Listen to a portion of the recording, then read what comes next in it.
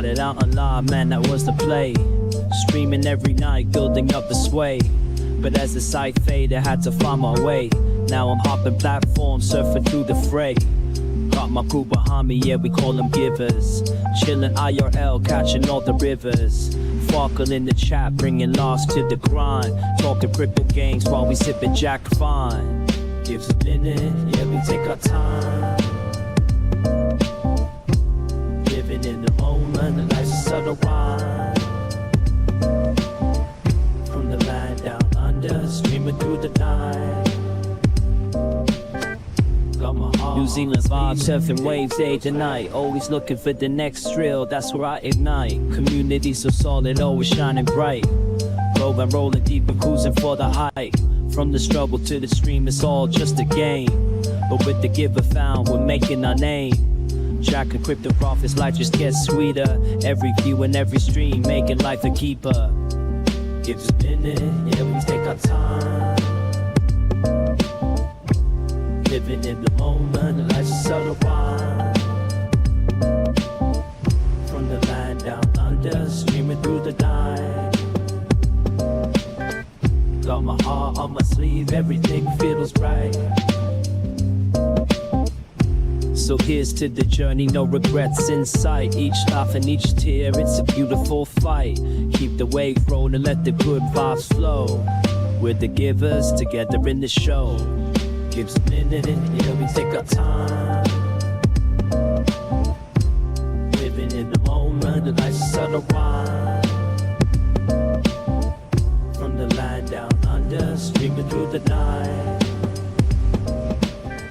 Got my heart on my sleeve, everything feels right.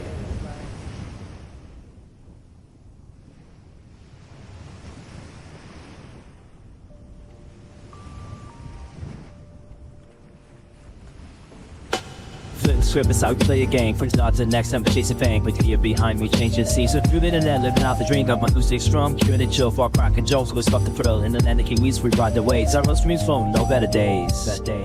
Gives a minute, yeah, we take our time. Living in the moment, the life's a subtle rhyme.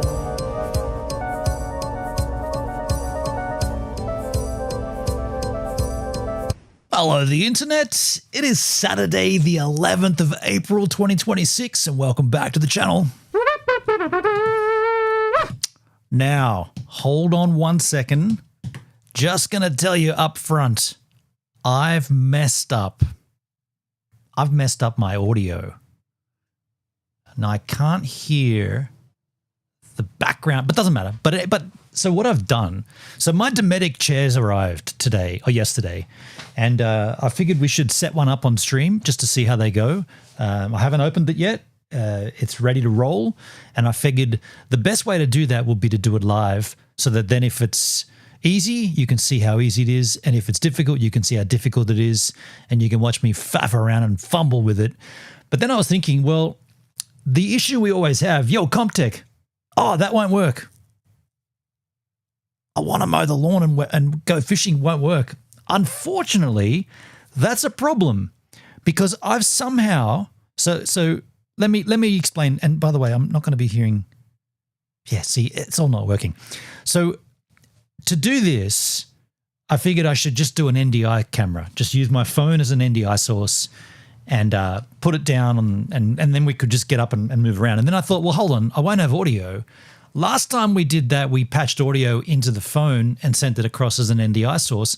But of course, I've got the Rodecaster Pro 2, which works hand in hand with Rode Wireless Go microphones, of which I happen to have two in here. Two of them, and well, one's out. These are the ones I use on my planking videos. Normally, you have to have the transmitter, the microphone, and then you have to put the receiving unit on your camera. But the beautiful thing about the Rode products, all of these, streaming mixing consoles have a receiving unit inside them. So you don't even need to use the receiver. You just need the transmitter, the microphone, and then you you just attach it to the device and it's good to go. So I was doing that this afternoon. I didn't leave myself enough time, and inadvertently, while setting up that input, I've somehow, well, I had to update the firmware. I somehow faffed everything up, and all of my, like, I can't rotate my audio with the Stream Deck anymore. I could use, when we would watch content like videos, I could ramp it up and down with my Stream Deck. That doesn't work anymore. So I've really messed it up, and I just did not give myself enough time to fully sort it out before this stream. I know I'll be able to get it back to how it was, but it just annoys me because, well, I don't know. I didn't do anything too majorly wrong to it. I guess updating the firmware, because we roll with Loopback and the Rodecaster, these two things need the same naming, and there's a USB 1 and a USB 2, and one of them's for the chat and one of them's for ramped audio and blah, blah, bling, blong, blang. And I just messed it up. So it annoys me, but I did it. But I do believe this will work. So let's try and set this Dometic, see the branding, the Dometic camping chair. One of them's already in GoVan. By the way, they're a bit larger than I thought. I was hoping it might slide between, there's like a gap about that wide between the fridge and the rear of the vehicle. And in my mind, I was kind of hoping they'd slide in there. They won't. They're going to have to go on the roof racks, but that's okay. So what I'll do is I'll turn on this microphone. That'll go in here. I will cut to that mic now. Now, the audio from this mic will not sound as good as this mic, obviously. Where are we? We're going to be cut that one, and now we got this one. So now we've only got this mic on, so I don't need these on. And then if we turn on the NDI source, go to NDI and turn that on, and then if we cut to NDI, so we should be good now with this audio and that camera, and I can escape here and set this up somewhere. By the way, can I get an audio Comtech? Is the audio, I know it's not as good with this mic, but at least it's all working, right? I think it's all working. So I'm going to set this up somewhere. I guess I'll put it up here. I just realized I won't have chat here to get a response to that. Comtech, you're 5'5". Thank you, man. Cheers, dude. All right, so I'll put this up top here. Ah, shit. This is where I'm sliding it into this gap here with all some different devices, peripheral devices. I'll put it up there. And is it going to stay there? I mean, get out of there. Oh, I definitely need to get that DJI Osmo. That's working. That stayed up there. Now, what fell down? Something went. Oh, this thing. Yeah, it's all good. That's a GoPro Max Lens Mod cover. All right, so I'll just verify that's all good. Yeah, that's all. It's a little high. I'll tilt it down a little. I don't want to get too concerned with the angels. It's not going to be there for that long. So I guess I'll do this. I'll put a light on as well. Those are lights, but yo, Doug, how you doing, man? Dougski's in the house. So this is what it would be like if you just received this product in the mail like I did. It came in a box. Now I got 2 of them. So the box has now been dismantled and put in the bin, but then it basically just comes like this. There was a docket on the top here with the branding and whatnot, but I took that off. So got a carry handle there, carry handle here. That's pretty swish. So let's open her up. Pretty nice. Okay, instruction manual. It says blah bling blong blang to register, to do this, to do that. Dometic warranty, how to submit a warranty claim. The warranty does not cover negligence.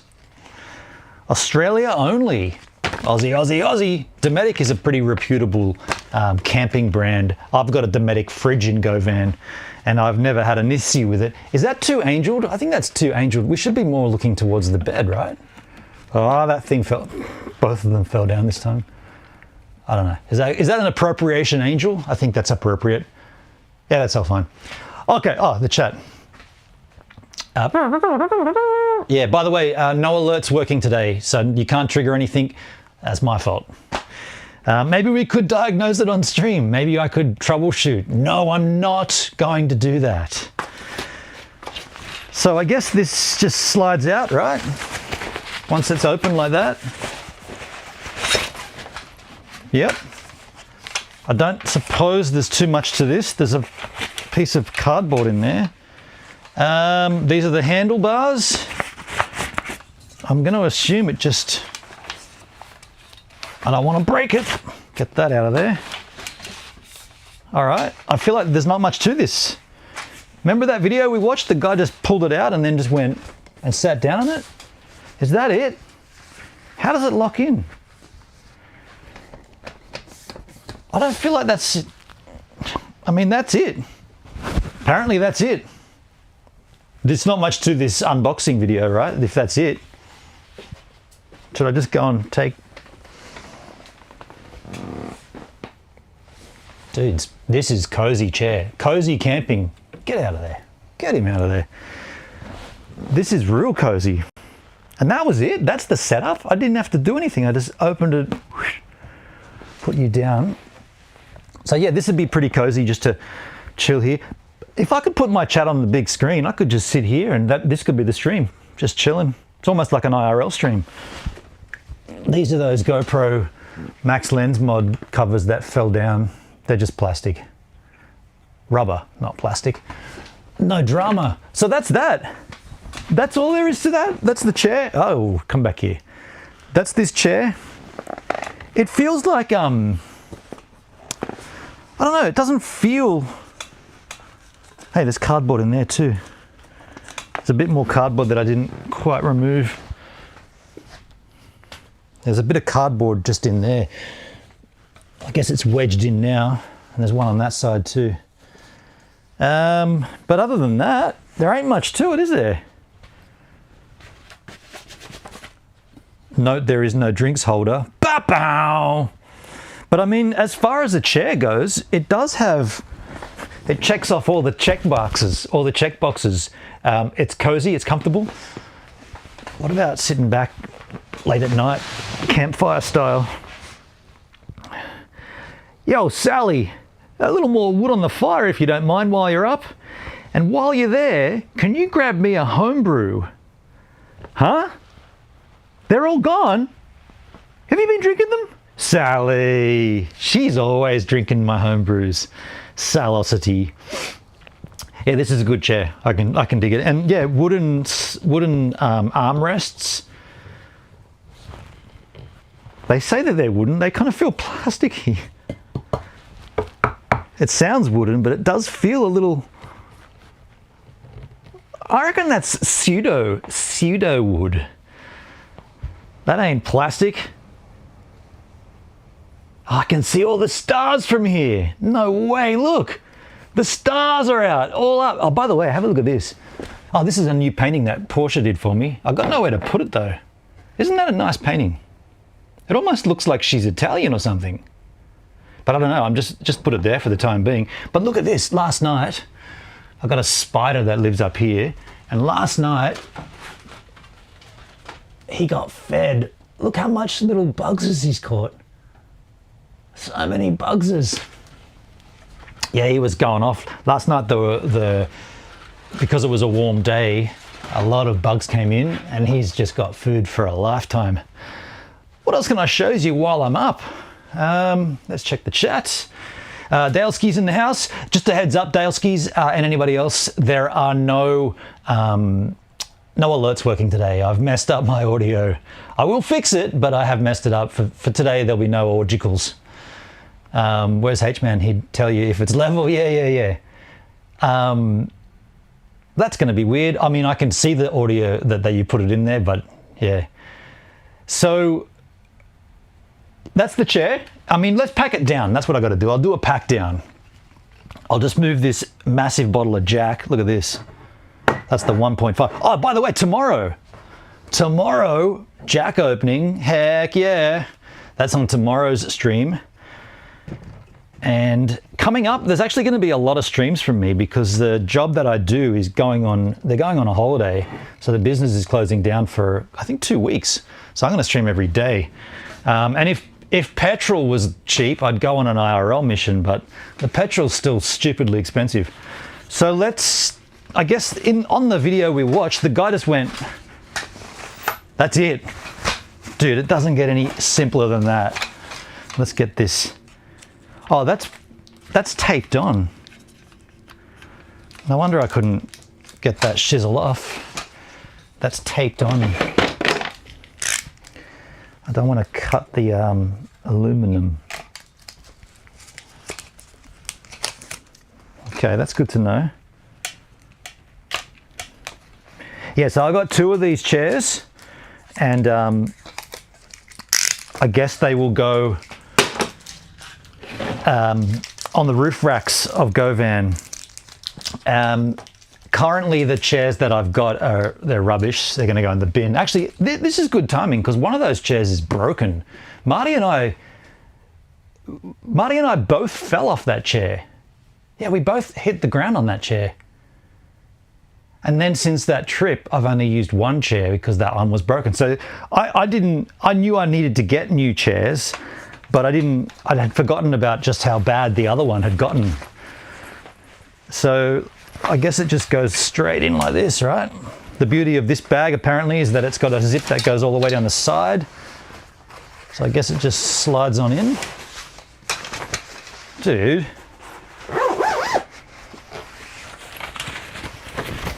And the color is silver. So those that know will know where I'm going with this gag. Silver chair. Hilarious, man. Are all your jokes that funny? Why don't you tell one then if you think you got a better joke than mine? No, I'm pretty stoked with that. That's a good, solid piece of kit. And yeah, well, you'll see me sitting in this in the future. I'll put it down here for the time being. And then we'll just cut back to the regulation camera, unless you want to stay hanging out like this. I kind of like this idea of moving around freeform. Yeah, I kind of like this, just chillaxing here, standing around. Congrats on the quality chair. Thanks, Dale. Ben and Zipper ASMR stream. Was that really loud, was it? Live alert reads. Yeah. I just farted. Your enthusiasm is infectious. No, Gunter, the quote you're looking for there is, your enthusiasm far outweighs your ability. That was what my cousin said to me about my music. He said, Benin, I said Ben, because he called me Ben, your enthusiasm far outweighs your ability. And that's an underhanded compliment, but it's also a slap around the head, you know? So, yeah. Oh, turn that light off. What else can I show you while I'm up? You know, a bit of a tour, a room tour. Here are all my CDs. I don't know if you guys keep CDs. I don't really keep them. But this top rack, by the way, these glasses are, they're not in any real order, but they are, this is glass from the trip with Marty. Here, so all these CDs up here are like my friends that are in bands or my work. And then down here on this level is just general CDs I've got left over from yesteryear. Still haven't done anything with this sand. Remember I brought some sand back from Uluru? And I was like, that's so red and beautiful. I want that. And I brought a zippy bag. And then I went down to the beach and got a bag of yellow sand. And then I went to Hyams Beach or Chinaman's Beach and got the whitest sand on the planet. And I had an idea to do something with that. Maybe I should put them in here and layer them, you know, like 3 layers of colored sand. My plan originally was to, it doesn't matter, it doesn't matter. These are, not that, but these are my power supplies for IRL streams. These are so sick. You've seen these, but I got 3 of them. Actually, I've got 4 in totes. The best amount of that's such a good power USB power bank because it uses the Ryobi, you know, these dudes. Can I get that off there? I'll put you over here for a second. This is the sweetest thing, huh? Ryobi Power Tool battery, which I do use on my drills, and then a company made these, like they're 3D printed, I guess, and it just goes in, and now you've got a USB power, 2 Type-Cs and 1 Type-A, and you can charge it while you're using it as well. So awesome. I thought that was so slick that I got 3 of them, or 4 in totes. Got a lot of vinyl that I haven't shown you yet for upcoming virtual vinyl streams. I won't show you that. What else can I tell you? Welcome home, the Artemis crew. Yeah, right. So that all went well. USA, USA, USA, making America great, making the moon great again.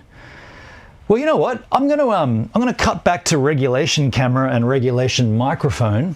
Here is the Rodecaster Pro 2, which is causing me all the trouble today. And this is the dial I used to ramp up and down with volume. So basically the setup here is everything, it's kind of a little, this is a bit weird, right? The tech, when I first heard this is how this hardware device works, I was a bit thrown away because this is my streaming computer, my laptop. Everything that comes out of here goes that way and into here. But then the beauty of this device is it does all the processing and mixing and different EQs and compressors and whatnot. And then it sends this back into OBS. I know that sounds weird, but it all goes via one Type-C cable, this one. So, and it goes via the Stream Deck. So audio coming out of the browser for watching a video goes into OBS. I control it by the dial, it sends it into there, sends it back out to OBS, and then OBS streams it. It's pretty slick, hey? Like, and that's how we've been able to, you can do it like what's what they call a mix minus. So you can set up on all these channels what audio you want. So one of them will be, you know, stream alerts and I just farted and all that stuff. The other one might be music, audio, visual, Apple Music for the cap game, and then you might also have the triggers for yes, no, all that stuff, and that all goes mixed in there nicely, and then it shunts it back out, and then in OBS you choose, where's my mouse? You go to your settings, and you choose audio, and if you go down to output. Advanced monitoring device, Rodecaster Pro 2 chat. That's what's sending the stream out, or that's the audio that the stream picks up. We'll just cancel that. And that's what you see in this. That's why there's only one audio level here, because all the audio is coming in from here into there. So I've only got one thing to worry about on OBS. Now you might say, but there's another one there. That's just a recent addition, the Valora alerts. I haven't really sorted that out yet, but. Dugsy, where can you get those Ryobi USB chargers? I got them on Amazon. They come from America. Yeah, they're a USA thing. So let me cut back to regulation microphone first. I'll cut to, I'm gonna mute and unmute. I muted and unmuted. So now we're on this microphone. We're still on that Vision though, but I'll turn that off and we shall cut back to that Vision. And that's how you roll. NDI. Yeah, that was all. I mean, look, it all worked well, except that it didn't work well because it ruined everything else. Yeah, I'm a little annoyed at that. I almost didn't stream today. I was like, man, I don't want to stream if we haven't got alerts. Like, throwback to the old days. I want to mow the lawn and get alerts. Still working on getting a AI to learn his voice. So then we can make up our own. Like I want to, what was the one that you said, Dale? I want to wax my board and go surfing. I can't remember what it was, but this is pretty rad too. The microphones, the Rode Wireless Goes, they just go in here and they get a charge. And they're charging right now because there's a battery bank in this little case. And if the case is flat, you just plug that in and get a charge for the whole bang, the whole bunch. They all get charged at the same time. I use Rode broadcaster microphones. I use Rode microphone arms. Rode, they're Australian, Brisbane based. They're a really reputable streaming. Damn, dude, why are my glasses so dirty? Really, they manufacture a lot of really highly regarded and highly often used products for streaming. So it's props to Australia. Make microphones great again. Yeah, they already do. Roadskis. But you know what I want to do? I want to grab myself a homebrew and learn. We've got a bunch of videos here, but I'm not going to be able to ramp the audio. It's going to suck. I've got to change the audio volume by itself. Get out of here. I don't want to throw back to the early days. I'm going to have to do this all manual. But I want to watch some content and and Daleskins. The Artemis landing happened without a hitch. No injuries, no dyings. No one died. It was all seamless. By the way, I really miss, this is going to sound weird, but I miss that audio track, that little medley of, I miss that because at least when I hear that, like right now I can only hear myself and I'm so sick of myself. Anyway, I'm going to go and get a homebrew. Oh, I went surfing today. 2 days in a row. I went yesterday and today, and I sucked so bad out there. That's the second day in a row where I've had a horrible surf. By the way, Evan, hello if you're watching. I got recognized in the ocean. Evan, nice dude. He's like, he said, are you going to, I said, something like, are you going to put this up? And I was like, dude, I've only had one good wave this session. And he's like, no, I saw the wave. It was good. And I was like, I know, but that's the only one I've had. I'm not going to, it takes a while to edit it all down and just for one wave. And I didn't get, fuck, why are these so bad? Am I using the right thing to clean these? Yeah, Lens Bright. Wait. Oh, I was using the wrong one. I'm using that, Dr. Film. What's Dr. Film? Where did I get this from? Dr. Film? What is Dr. Film? I think I'm using the wrong one. I think it's smudging it, smearing it. It's making it worse, man. What was I saying? Oh, yeah, Evan. Yeah, just a nice dude. Not Evan. Wait, is that another Evan? That's two Evans. Evan is the dude who gave me the blowfly doing aerobics on a piece of styrofoam video. That dude's name's Evan. And how do I remember that? Because of Evan Dando from the Lemonheads. Or am I mixing that up? I'm pretty damn certain the guy that I met today was also called Evan. Yeah, man, that's weird. That's like two Bennons, not really. Is everything okay, audio-wise? I'm really worried that it's not working. It just doesn't seem... I feel naked here. I feel naked without all my stuff, man. What? For all you audio-only listeners, I'm sitting here stark naked. Not really. Oh, dude, this is horrible. This is just getting worse.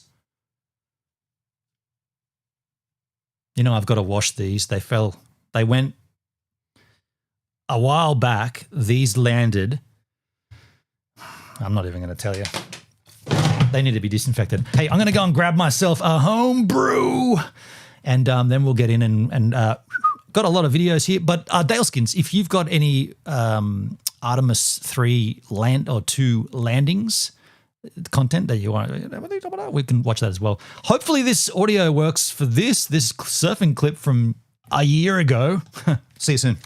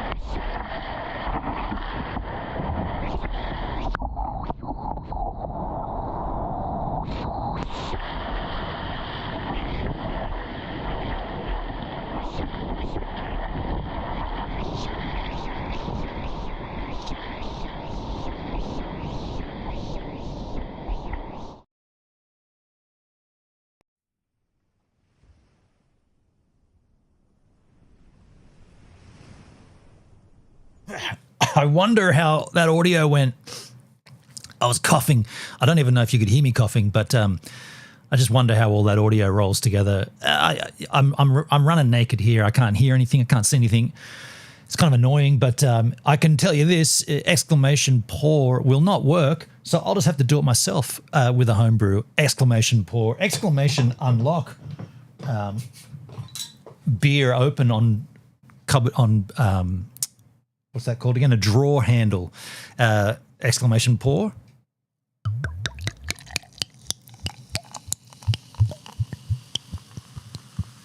I mean, it should sound pretty similar because that's what we did to record that audio. Cheers allses, here's to the cheers. Now I got to go across and try to ramp audio manually here to watch this video. Cyclone turns the sky red. Tell me if the audio is good. Western Australia, Shark Bay. Tropical cyclone Narelle. Hey, Narelle. Wow. Everything's good? 5 by 5, thank you. I just can't control it. It's kind of sucky. Doesn't work. Yeah. Bugger. I'll fix it. I'll work it. I'll get it. I'll sort it. This is how we used to stream, man. Manual style.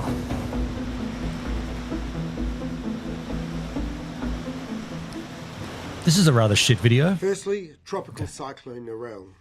Narelle is a severe tropical cyclone and is impacting communities along the Gascoyne coastline, packing wind gusts of up to 260 kilometres per hour. 260 A kilometres? short time ago, it made landfall near Exmouth. Exmouth. I'm just glad I caught your stream today. Thank you, Jude. It's good to have you here. How Star Trek Began, the full documentary series? Well, this will be interesting. Who put this in my chat? But thanks.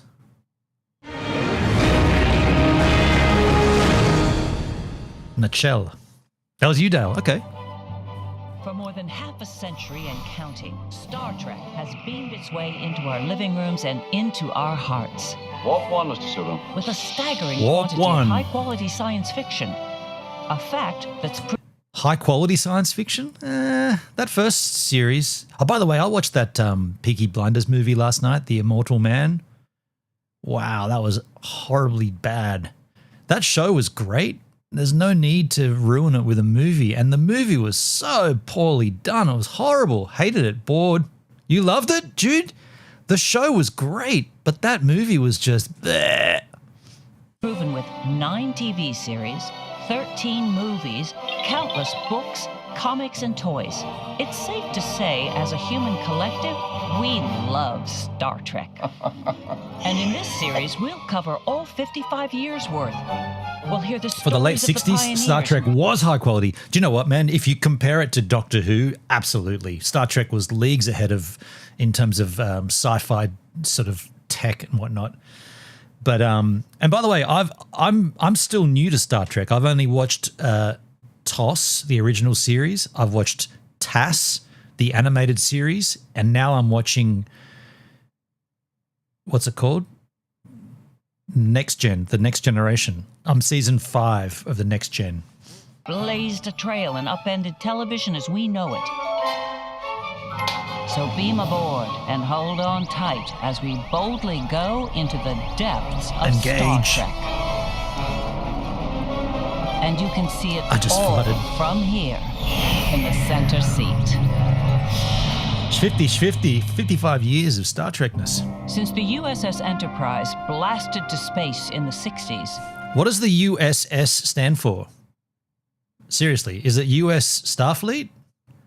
The United States Starfleet Enterprise? Is that what it stands for? it's been on a 5-year mission exploring strange new worlds, seeking out new life and new civilizations, and of course, To boldly go where no man has gone before. and that Did you guys notice that the opening line, to boldly go where no man has gone before, changed in the Next Gen to boldly go where no one has gone before? So no longer male dominated. It's the species. This will blow your mind, the backstory. Yeah, it should be interesting, man. That 5-year mission has turned into a 55-year one, which is, of course, why we're here. But before Boldly, you we say. loved Star Trek, we loved Lucy. And we really can't tell the story of Star Trek without her.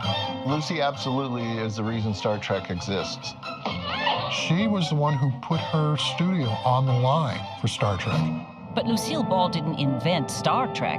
That honor goes to this guy, No, not him. This guy, Gene Roddenberry? Roddenberry. Yeah. But long before the stars aligned for Roddenberry and Star Trek, Lucy was busy becoming a star in the golden age of Hollywood. United Starship. United Starship Federation. Enterprise. Right. I never watched I Love Lucy, Lucille Ball. Also, to be a poo-poo head, Gene Roddenberry created Star Trek, but if he didn't, someone else would have. Are you telling me no one else would have come up with the idea of space travel and going to foreign planets and exploring? Of course they did. So I'm just saying it wasn't like he reinvented, or it wasn't like he discovered gravity, you know. I mean, it's good. Don't get me wrong. I'm not poo-pooing the idea, but I'm just saying it's like someone saying Steven Spielberg is the greatest to ever because he created Jaws. Are you telling me a movie about a shark that eats people? Someone else would have come up with that idea. It's not that revolutionary an idea, right? So shut up. Just know that you're wrong. If you disagree with me, just know that you're wrong. Went out to Hollywood to be a Goldwyn girl. Oh, cut it out, fellas. However, Lucy was destined to be more than just another leggy blonde. After a stint at MGM, someone had a bright idea. They dyed her hair red, and that became her trademark. And somehow a carrot top made her perfect for television Karate? comedy, even in black and white. In the 50s, television was still inventing itself. In fact, Lucille's radio show at the time, My Favorite Husband, was pegged as a possible TV show starring Lucille. Lucille, she said to CBS, By the way, you know all these black and white photos? Oh, on the wrong. I'll only These black and white photos from back in the day, how well lit are they? I mean, it could have been enhanced, but that just looks like a very well lit photograph. You know, like iPhones don't do that, you know. Very well lit. Possible TV show starring Lucille. Lucille, she said to CBS, I'll only do this TV show if you cast Desi as my husband. Honey, I'm home. Lucille Ball's real husband was Cuban bandleader Desi Arnaz, and people were lining up to work with him. Desi introduced the conga line, and so that became a craze. And Desi Arnaz became Lucille's on-screen husband eventually. They kind of didn't like the idea of a Cuban being married to, you know, a red-blooded American gal. And red-headed, of course. Not that you could tell. Now look, I'm serious. And so was CBS, because that pilot for a show called I Love Lucy was a legitimate hit. I Love Lucy became Lucy was number genius. I'm failing to see how this relates to Star Trek. I'm assuming it's going to somehow join itself. But yeah, I never watched I mean, I remember seeing it when I was a kid, but I never watched it. I don't know. 6 months after it debuted in 1951. When I'm out in the street, people point me out and say, there he goes. And it was huge. It was like 67 million people are watching this. You know, at the time, not everyone owned a television set. I mean, people were watching in appliance stores. She was a big star, and she ran the show. It's so tasty, too. The taste of success was sweet. Lucille and Desi and their aptly named studio, Desi Lou, were now producing the biggest show in America. But what Desi planned to do next would be one of his greatest contributions to television. Even more so than the conga line, Desi Arnaz wanted, The rerun rights. to which CBS said, What's a rerun? No one thought of reruns. There was no... She owned the studio and pushed for Star Trek. I did hear that at the start.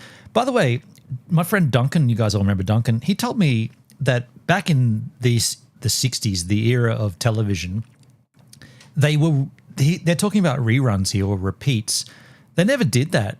They only played things once. And if you didn't see it, there was no VCRs, like you couldn't record it. So you had to be at home to watch the episode, and he's talking about Doctor Who mainly. The BBC, they play the episode of Doctor Who, and they then erase the masters, and they never played again. That's why a lot of the early Doctor Who doesn't exist, because they re-recorded over the tapes. It's weird, isn't it? Like, what a strange concept. Someone's created work, and you're only going to get to see it once, and then it's gone forever. The whole rerun concept is part of this story. Oh, okay, interesting. Listen, you wanker. such thing. Something aired and it was disposable. You never saw it again. Unless, of course, it's I Love Lucy, and suddenly reruns were a very valuable commodity. CBS doesn't want to stop airing it during the summer. They say, can we have those reruns back? Lucy! Yeah? Lucy, guess what? What? Look! And they had to pay Desi Arnaz $1 million to get the rerun rights back for that summer. Wow. That cool million, Desi and Lucy. Use that money. So they commissioned the show for a one-off screening, and then they thought maybe we want to show it again, and then there's a new license for that. Hell yeah, that's amazing. It's like they parodied or they alluded to this in Back to the Future #1 when Marty was at his mother's family home as a child, and they're watching I Love Lucy, I think. And he says, I've seen this. It's when so-and-so does this. And he's like, have you seen this? I saw it on a rerun. And the kid's like, what's a rerun? So this is in popular culture. By RKO. Much more than 3 little letters. Lucy and Desi now owned, It was 35 sound stages in 3 locations. It was huge. and ultimately important to Star Trek. But not quite yet, because before the USS Enterprise could get its NCC registration number, Desilu needed another kind of enterprise, the money-making kind. Once I Love Lucy was off and running, they had all of this equipment to shoot I Love Lucy, and money was to be made if they could come up with another show. Either that, or Everybody came to film at Desilu. Andy Griffith Show, My 3 Sons. Dick Van Dyke Show. which generated a lot of money. I don't discuss money anymore. You'll have to talk to my business manager. Just not for Desi and Lucille. People just automatically assumed that Lucy owned the world. I love the because she had backstory of how all things these are shows produced. under Yeah, her man. with The Desilu logo, but Yeah, they me weren't too. necessarily owned by her. But on the home front, Lucy was feeling owned by Desi, and that arrangement wasn't working. 58, 59, Lucy and Desi divorced. So, Uh-oh. I'll see you later. That'd be an Suddenly- expensive divorce, surely. Shit. Desi didn't want to own much of anything. And he gave up the presidency of Desilu. And so Desi had to sell his part to her. Keep the change. Lucille Ball, divorced from Desi, but still calling it Desilu. Lucy's queen of TV. But Lucy wanted to be more than television royalty. Their stages were very busy filming everybody else's shows. She wanted to be in charge of it because Lucy knew That the true way to have success is to own it. She said, bring me a show that can rerun as long as I Love Lucy. the USS Enterprise. By the way, I'll confess, I don't know what syndication means. This is what I think syndicated television means. You know how we watch television series as a season now, thanks to Netflix and streaming services, so you can binge watch season 1, then season 2. I believe, this is what I think it is anyway, syndication is they have a pool of episodes from every season and they play them random. You might, one night they might be screening an episode from season 2, and then the next night it could be an episode from season 7, and then it could go back to season 1, which is a horrible way to watch a show because so much changes throughout shows' histories and actors and stuff. They explain syndication as well in a bit. Okay, cool. Expensive divorces pay my paycheck, help pay my pay. Okay. So you make money off other people's suffering? Fine. Was about to take flight. But before we get to that, where did this obsession with flying ships come from in the first place? To answer that, we need to touch down in Texas, but only briefly. Eugene Wesley Roddenberry was born on August 19th, 1921 in El Paso, Texas. Like any genius, he's a that's Data. complicated individual. Oh, we'll definitely. Dude. Like any genius, he's a complicated Wow. He looks pretty similar to his character. individual. Oh, we'll definitely get to that. But first, we have to get him out of Texas. He would find his escape inside of science fiction books, adventure books, the stories of Jules Verne and H.G. Wells. He dreamed of faraway airborne adventures, and a certain major conflict was about to make that a reality. He was a bomber pilot in World War II. He flies in 89 combat missions and wins numerous awards. And when the war ended, Gene continued to spread his wings as a pilot for Pan Am, where his career was set to change course dramatically. Pan America, they no longer exist, right? They're long gone. 15 die in a crash? On a Pan Am jetliner that crashed in the Middle East. Shit. He wasn't flying that one. He was riding with the passengers, and everybody in the cockpit was killed. So Gene gravitated towards a more grounded uniform. And then he became a Los Angeles police officer. But Gene was less interested in arresting people and more interested in arresting stories. So much so, Gene Roddenberry, this budding writer-producer, wrote a script for Have Gun Will Travel. He's like every other up-and-coming writer. He's trying to get his own show. That's where the money is. I've seen this guy before somewhere. Why do I know that guy? Seen him before. He wrote a ton of scripts, and he does land his own show called The Lieutenant. It's about a Marine Corps officer who's a lawyer. It's not fiction, Mr. Sanders. I mean, you just don't rewrite history. Gene Roddenberry, he wants to do hard-hitting adult themes. One of his episodes is about racism. But the world has got to change first. It's got to be made to change. It brings him head-to-head battle with the network, with the studio. this hard-hitting episode was ahead of its time. NBC wouldn't give it the time of day or even a time of day in its schedule. It winds up not being even shown. You can't say, well, let's not really talk about anything serious on television. That is a criminal statement. He's in trouble for writing this racism script. So he's like, fine, guys, fine. I love science fiction, and that's how we'll get it out to people. Here was a chance to do the kind of drama I'd always dreamed of doing. A sophisticated sci-fi drama that could ask the big questions of the time. Questions about who we are and what we're up to in the world. Deep questions like, Was it you who spoke? what if vegetables... Now, that's the show that I originally confused for Star Trek. I remember seeing certain episodes of Lost in Space, and when this whole Star Trek conversation came up with Duncan and me, I mistakenly remembered that I thought that was Star Trek. I don't remember it being in color, though. That might have just been an enhanced version for today's audience. could talk. He doesn't want Lost in Space. Sure, that's what they all say. Gene had higher goals for the fledgling TV sci-fi genre. And be able to talk about love, war, nature, God, sex, all those things that go to make up Lost in Space equals Doctor Who? Okay, so they were kind of the same kind of concept, right? Yeah, okay.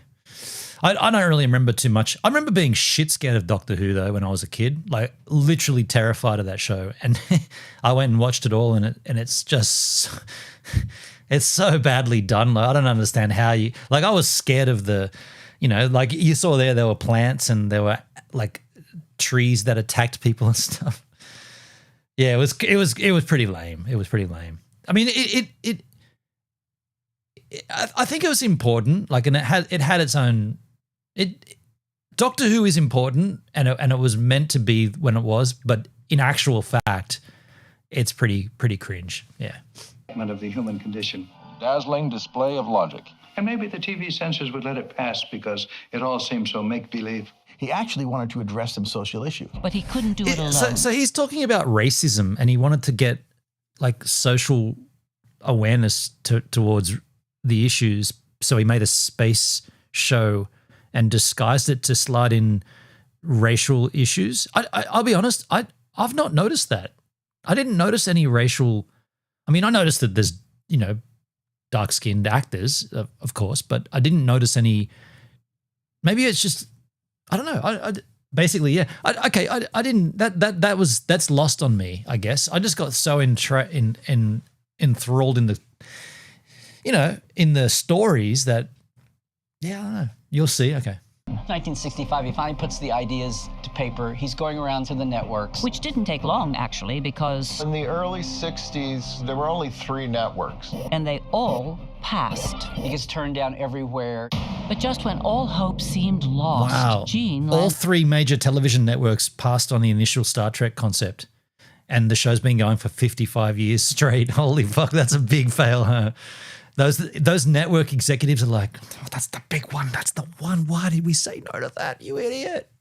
At a meeting with Desilu. Remember them? Lucy was still looking for the next big thing to own. This frumpy guy, very soft-spoken, very mild-mannered. He came in with his single piece of paper and his memo about what Star Trek is. And then he delivered the killer blow. Gene's famous pitch line, A wagon train to the stars. Which he might not choose today, but back then, Westerns were big. Wagon Train being a very popular Western anthology series. this was right on point. It was a big wagon train slowly going west. Headed to New Frontier. Running into different obstacles. It's going to be a Western, but it's going to be in outer space. Zap guns instead of six-shooters. Spaceships instead of horses. Lucy liked what she Set your stunner to, what do they call it? Set your phaser to stun. heard, and Desilu decided to board this wagon train. So Dude, I just remembered an episode I'm watching right now. There's a scene where Picard is in his ready room, sitting back, feet up on the table, and there's the tells you someone's coming in the door, and he puts his feet off the table and goes enter, and it's number one. I thought that was interesting because they made a point of showing that he had his feet up on the table. Set your squirt gun to wet. Desilu back in business as far as owning properties. Hoping it would lead not just to the stars, but to riches. This wasn't just for Gene Roddenberry. This was something that could be the salvation of Desilu. Suddenly, the future looked very bright.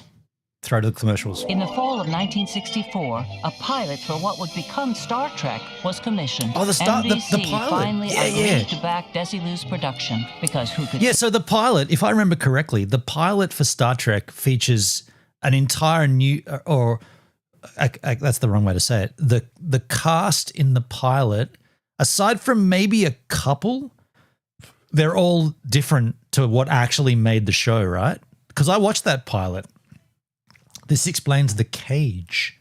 The cage? What cage? Say no to this face. They wanted to do business with Lucille Ball because Lucille Ball was CBS's Golden Girl. Oh, and there was one other little sweetener for the network. Lucy had a The cage pilot. development fund. She gave the money. I can't recall what the pilot was about, to be honest. It didn't.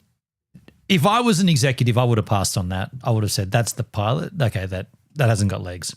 It didn't blow me away. From the development fund to develop Star Trek. With Lucille's own money, Gene began scripting his wagon train to the stars, starting with his lead character. James Kirk. No. In the original drafts for The Cage, the captain of the Enterprise was going to be called Robert April. Robert April? That fact isn't in the history texts. And it was just a matter of finding the name the network responded the most. I'm a big Star Trek fan, Jude, and me too, Dale. Look, I'm in that category now. Like it's taken a while, but I think the big change for me was the Next Generation, the Picard. And I mean, I've only watched Next Gen. I haven't seen anything after that, obviously. And I will say this: the first maybe 2 seasons, I could take it or leave it. Then when Riker, what's his name? What's number one's name?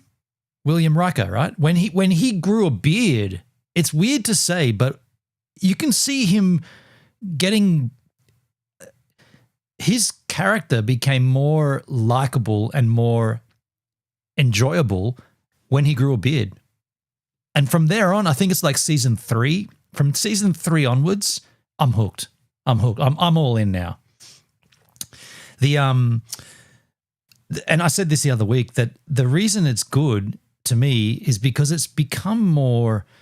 They delve into the story of the people and the families and how Worf becomes involved with a humanoid spaceship and he's actually a Klingon and blah blah blah. They dig into that and it becomes relatable in a weird way. Before, it was about stupid animations of, like I said, like an oil slick that becomes alive and kills you. Like they get stranded on a planet and there's a slick of oil on the ground and it comes alive and eats you. Like that's just dumb, right? But I don't know. Like it's working on me now. Picard is good. The other spin-offs, not so much. That's a shame because there's like 7 of them or something, isn't there? Like Picard's Next Gen is the first of the new Star Trek. And then there's like another 6 or 7 after that.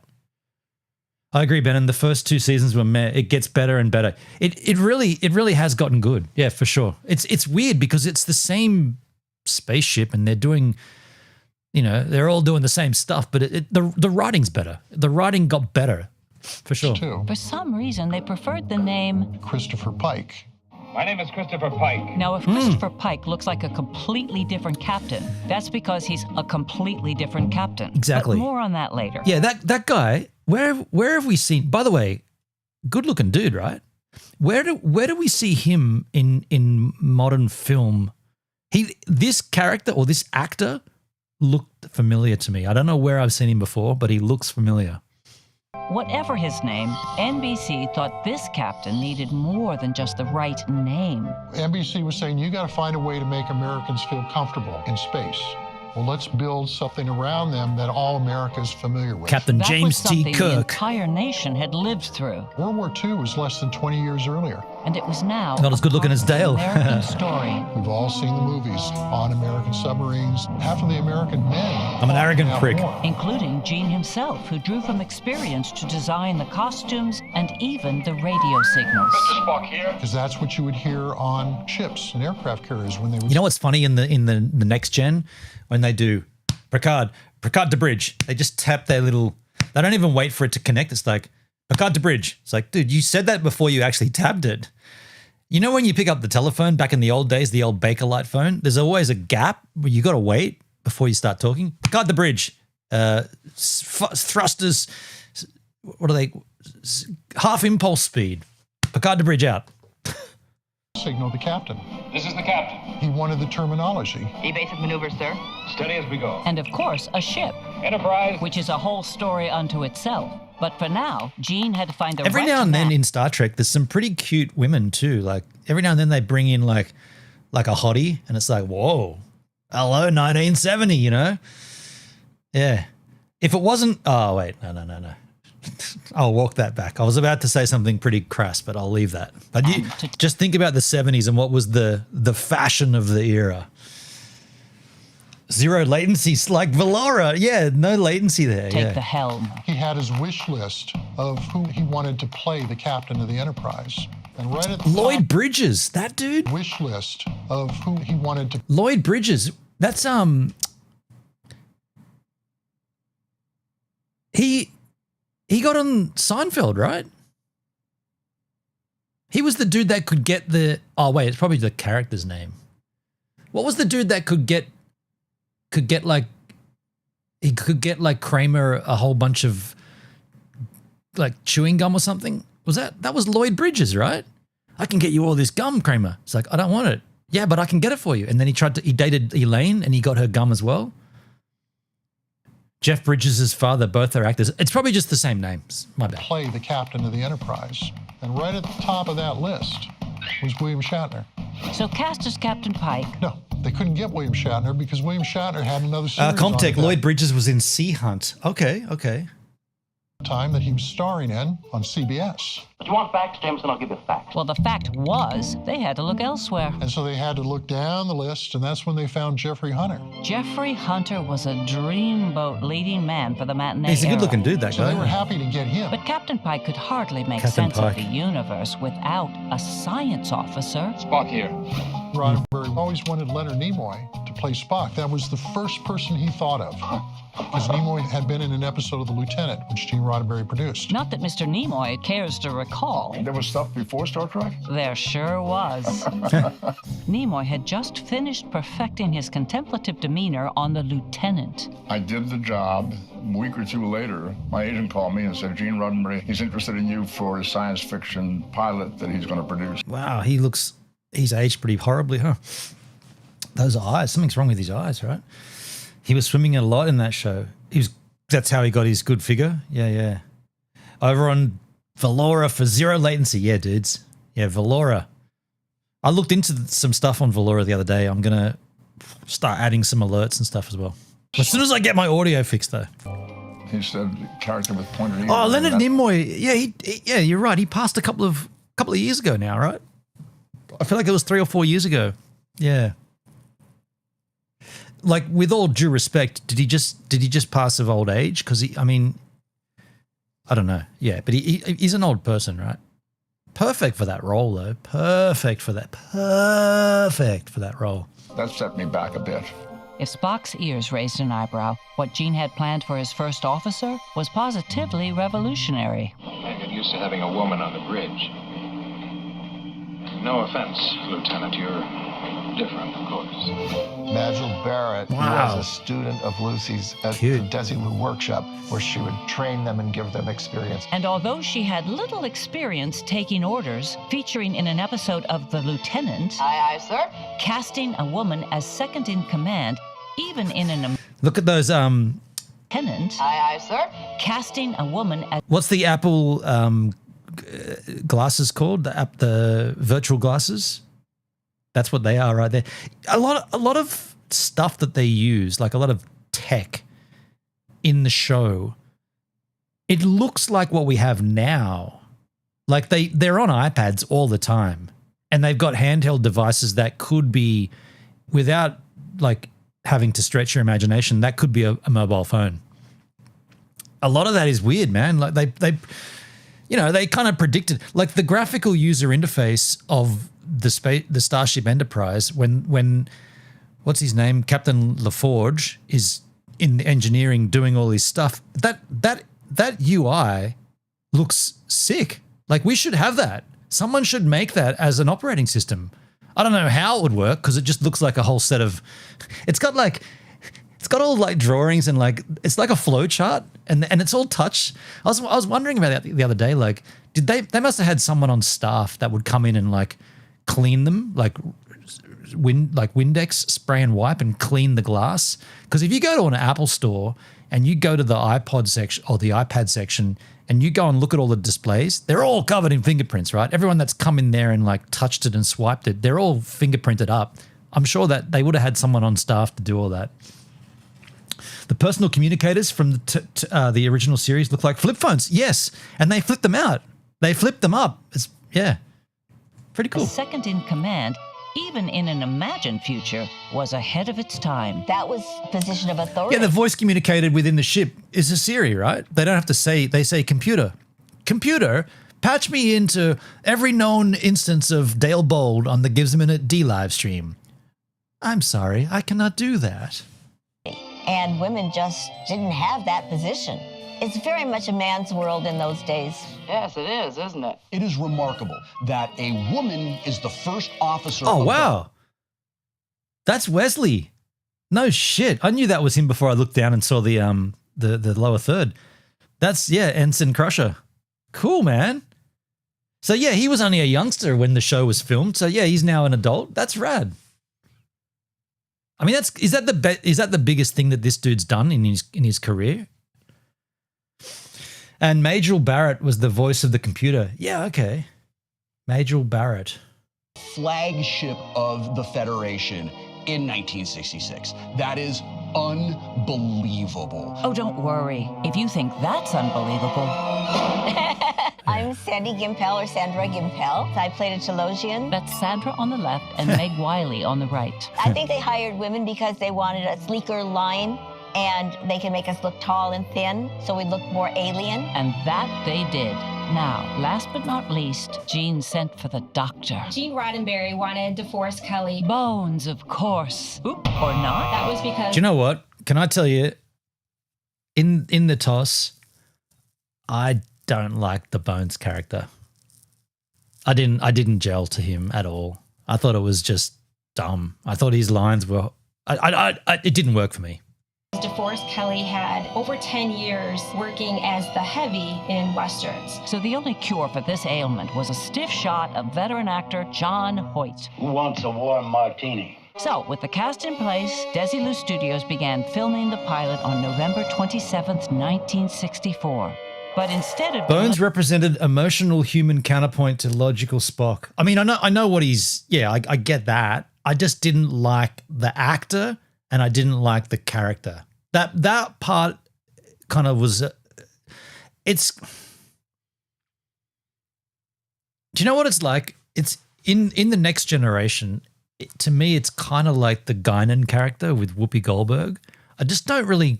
I feel like it's a little too forced. Like she's got these ridiculous outfits with this massive flat hat on. And I think they just pushed it. Like they're like, hey, what could we could put her in this really weird and like make her be really like she's a barmaid, right? She's a bartender and she's really obnoxious and I don't know, like yeah. I didn't like the Bones character, and I don't really go. The Whoopi Goldberg is a great actor, and she's doing really well. But that character she plays in that show, I just didn't. Yeah. Watch the first Star Trek movies. I've watched them because I'm on Wikipedia and I'm trying to look at where everything fits in the timeline.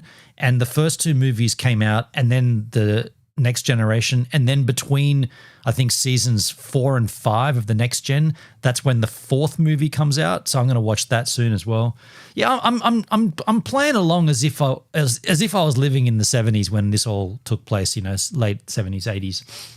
Delivering a space western, the first episode entitled The Cage dealt with more abstract themes. The enormous power Wait, of it's early 90s for the Next Gen though, isn't it? 1991, I believe. Yeah. You didn't quite understand how it was going to work as a television show. But despite the muddy plot, the special effects were crystal clear. No. Next Gen is 90s. Next Gen is 91. Because I was in high school, 91, 92. First TV series shoot against a blue screen. And although it seems primitive, you did watch it then, Jude? I didn't. I chose not to. Moving. People were talking about this when I was kicking around in the day. People were mad for it, and I was like, I'm not into it. I watched Star Wars, and I was like, that's enough for me. You know, little green men and Yodas and shit. I don't need to mix these universes together. That'd be interesting. Did Star Wars ever mix with Star Trek and suddenly, you know, Captain Kirk's having a lightsaber attack with Darth Vader? That'd be interesting. providing a sense of realism. You're a kid, yeah. But the kids of my generation were deep into this. They were loving it. 87, man. The Next Generation. Are you sure of that, dude? I feel like the season I'm watching is from the 90s. Sure of it, dude. I'm sure it's 1991. You want to bet? Yeah, sure. 5 Ethereum. That's like 12 grand or something. Let's not do a bet, but I'm pretty damn certain it's like 1991 or something. Other sci-fi shows. Just know you're wrong. Hey Siri, what year did the Next Generation from Star Trek season 4 come out? I found some web results. I can show them if you ask. Hey computer. Computer would be able to tell me. You're so dumb, Siri.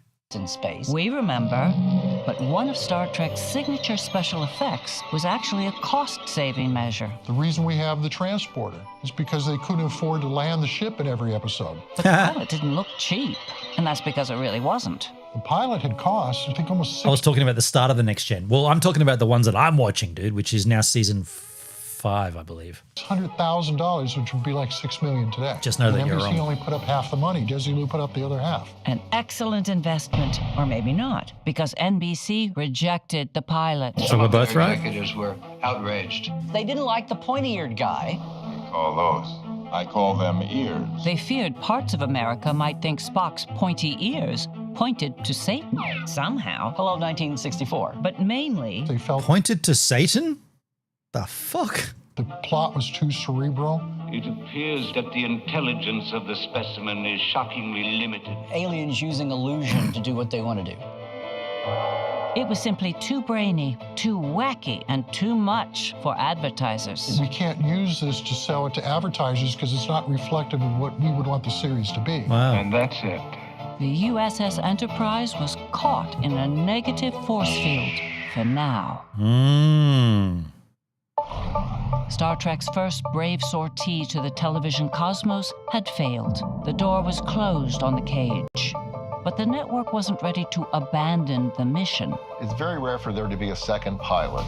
But money talks. They actually funded a second pilot. And once again, Lucy was happy to put her money where her famous So mouth was. Lucy put up the money for the second pilot, so she really wanted this. Pocket to refinance the pilot to a new one. The network was only too happy Lucy to the split rescue, bill yeah. with conditions. This one had better be familiar action-adventure, or else. They didn't just take issue with the plot. They also had problems with the personnel. Gene does famously say, well, I had to give up the woman. No offense, Lieutenant. Or the guy with the pointy ears. And when push came to shove, Gene gave in to his Vulcan side. Gene really liked the character of Spock. He would find something else for Major later on. The job of casting This dude Really liked the character of Spock. David Gerrold wrote The Trouble with Tribbles. That is the worst fucking episode of all the episodes of that original series. That Tribbles shit, this guy should be shot. That was awful. That's garbage. Absolute garbage, that episode. I can't believe he came on here and said, yeah, put my lower third. I'm the guy that wrote The Trouble with Tribbles. That stuff was just so... And that character that was selling the Tribbles, just so dumb.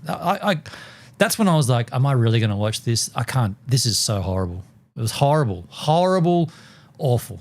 He would find something else for Majel later on. The job of casting was a matter of military precision. Steady as we go. Thanks to a military drama. That is real drama. Gene and I really were in sync on the casting because... It was great? No, it wasn't, Jude. There's nothing good about that at all. They didn't do anything with the art department. They just got a little fluffy toy and multiplied it by hundreds. It was stupid. It was the dumbest. It's like they just gave up. They're like, we need a filler episode. Okay, this guy can sell these things. It was dumb. Chicks love the Tribbles? Really? Yeah, it was dumb. I thought it. I didn't like it at all. And they kept bringing it back. It came back for like that dude, that character came back a few times, like at least 3 more times, right? To go was people that we were both familiar with, that we had both used in the lieutenant. And if he couldn't have a female first officer, there had to be another way to get a woman on the bridge. Michelle Nichols was a true discovery. Thanks again to the lieutenant. What's her name? Gene said that he wanted a What's her name in the show? The character's name? I can't recall. woman in a command center. Meanwhile, Gene suddenly found himself in need of a doctor because John Hoyt had gone off to do... Uhura. That's right. Yeah, weird name, huh? Really relatable, Uhura. That's not relatable. They couldn't do... They changed to Captain James T. Kirk because it wanted to be relatable, and then they give this woman's name Uhura? That's a bit weird. That's going to be weird. movies. Oh, that sounds exciting. Opening the door for Gene's first choice, DeForest Kelley, who finally landed the role of Bones by giving execs a look beneath his hat. Fill me in. Gene had the idea that if he got a haircut that would subliminally say good guy, that the studio would come around and warm up to having Dee on the show. You look just fine, Doctor. Oh, I don't doubt it. Can I also say this? This might be wrong to me to say, but that Bones character, the actor wasn't as good looking and already looked aged before everybody else looked aged. And it becomes very apparent in the films when they keep rehashing this. And it's like, dude, this guy, this actor, this DeForest Kelley guy, come on, man, give it up. It's like Billy Corgan and the Smashing Pumpkins. Just give that shit up, man. You had your time. It was great. Now move on and like peacefully move into your later years and, you know, just die a happy old man. But they kept rebooting him and putting him, and I'm like, he was already old in the original show. Yo, Jake, how you doing, man? Benon, you have a way of thinking your opinion is the only one that matters. Just saying. Well, I'm the broadcaster, so I've got to give an opinion. If I don't have an opinion, then what's the point of streaming? I've got to have some kind of opinion. Whose opinion should I have if I can't have mine? Fuck, that was a good response, right? Dude, I'll cheers to that. That was a pretty good response to that. Just saying. That haircut was based on John F. Kennedy. He nailed it. Just like the Good Doctor's hair, Jeffrey Hunter would also... I didn't say you aren't allowed your opinion. Yeah, okay. So what were you saying then? What were you saying? Take my opinion. I don't want it. Comtech. I'll take anyone's opinions. Brushed aside. Reread my comment. I read it though. Benon, you have a way of thinking your opinion is the only one that matters. Just saying. It's not the only one that matters, but it's the only one that I have. So like if I'm going to give an opinion on a stream, it's the only one that I can give. Like I can't give anyone. I feel like Dale really likes this character though. That's Dale's opinion, not my opinion.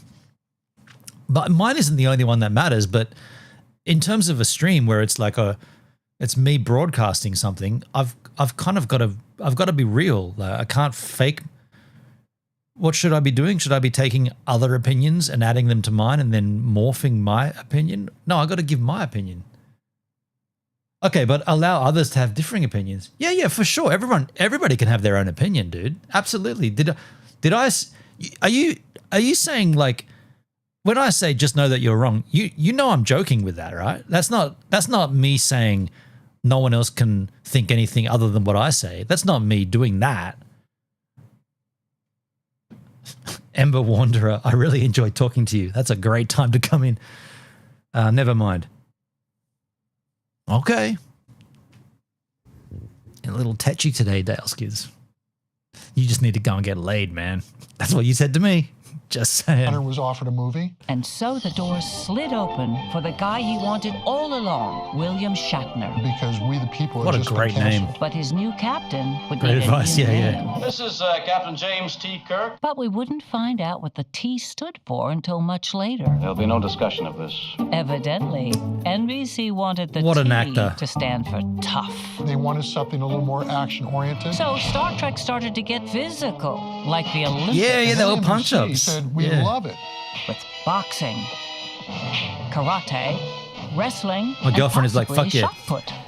And Hey, one of the Suki. lesser-known sports. The Vulcan neck pinch was Leonard Nimoy's creation. That's right. One of the series' most beloved moves came not from The the neck writer's pinch. room, Yeah, but yeah, from just- the mind of Spock himself. Spock was supposed to give a karate chop to the back of that Kirk's neck and knock him out. How would a Vulcan know karate?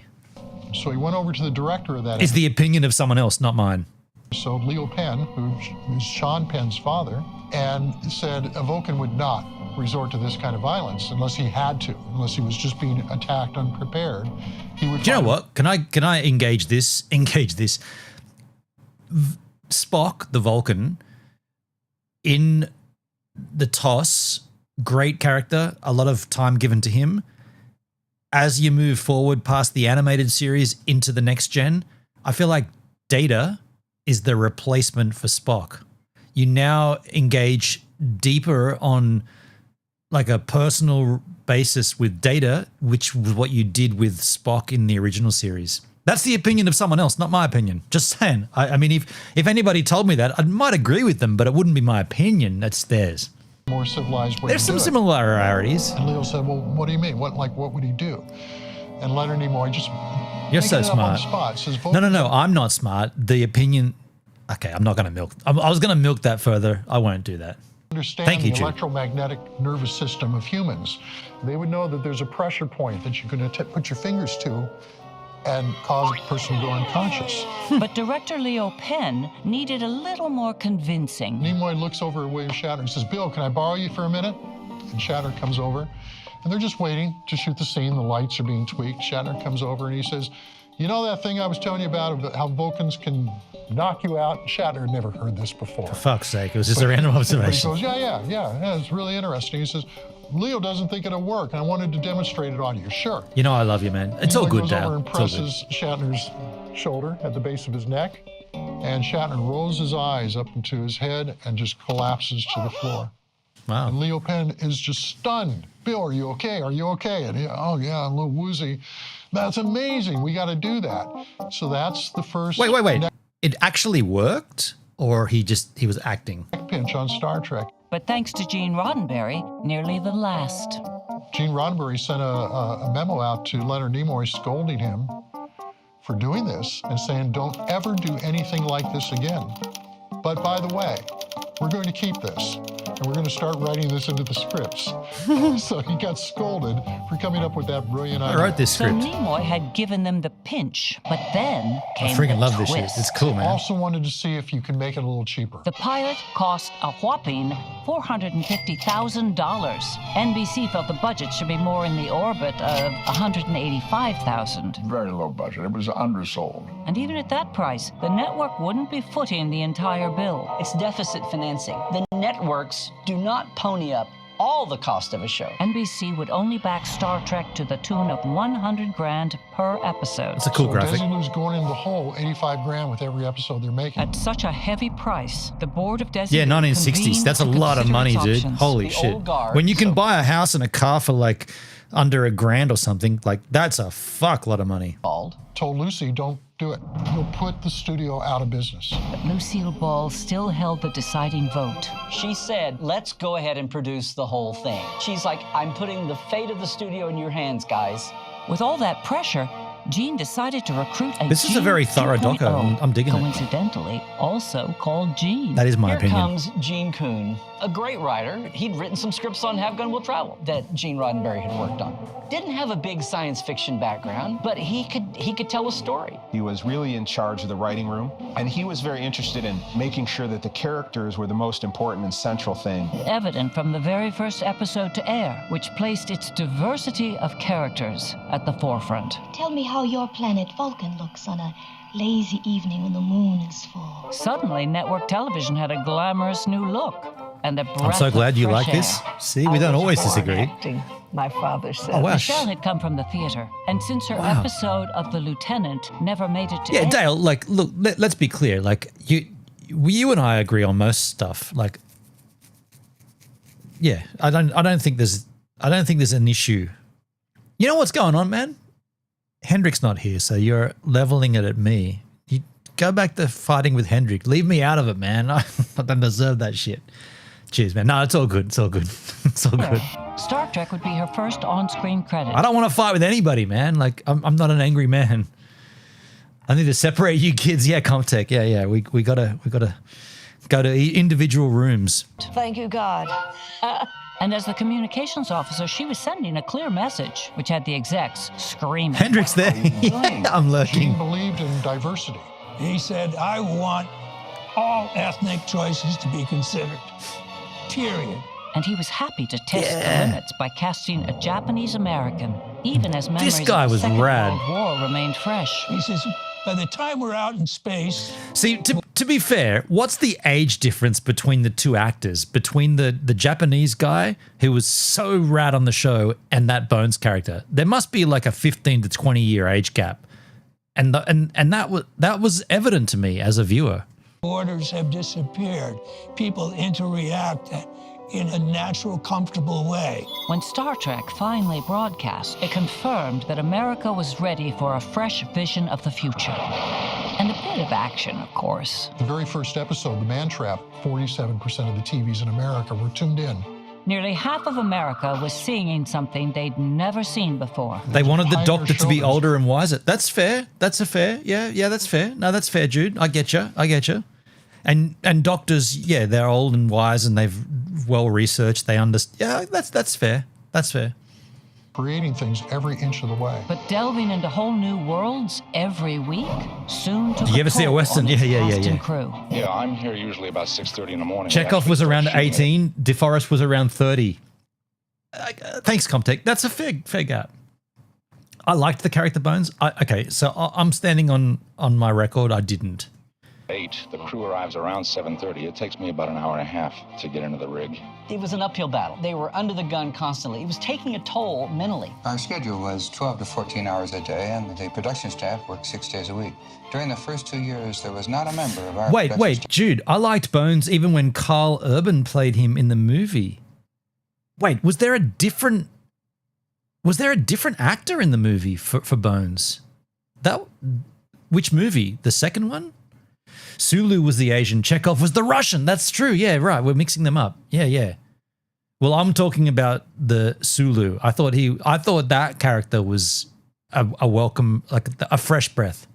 Staff that was not in the hospital at one time or another from exhaustion. It was the hardest show. You've never seen? to make. No, Jude. I've never seen anything. I'm watching it as if it was happening the way it happened. So I'm actually watching it all in. I've never seen any of the shit up until where I'm at right now, which is season 5 of the Next Gen. So I've watched the original series. I've watched the animated series. I've watched the first 3 movies. And I'm about to watch the 4th movie because it falls between seasons 4 and 5 of Next Gen. And that's where we're at. God bless you. Yeah, I'm trying to do it. I'm trying to do it like it would be as if I was doing it when I was younger.